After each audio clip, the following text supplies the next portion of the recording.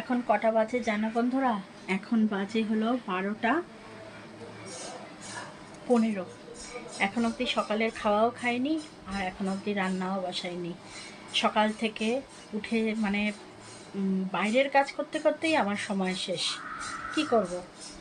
তো বাইরে গেলাম, দোকানে গেলাম, দোকান থেকে কিছু জিনিস আনলাম, ওগুলো যেগুলো রান্নার কাজে লাগবে ওরকম কিছু আনলাম, ফুল আনলাম। এইসব আনতে আনতে আর জামা কাপড় কেচে মেললাম, কারণ 1টা বাজলেই তো রোদ চলে যাবে অন্য জায়গায়। ওই জন্য এখন সমস্ত কাচা ধোয়া করে মেলে এইমাত্র মানে আসলাম, পাখা চালিয়েছি, গরম লাগছে প্রচণ্ড। দাঁড়াও দেখাচ্ছি তোমাদের। এই দেখো, এই যে দেখতে পাচ্ছ, সমস্ত জামা কাপড় মেলে দিয়েছি। তো এই অবস্থা। এখন রান্নাঘরে যাব, গিয়ে রান্না করব।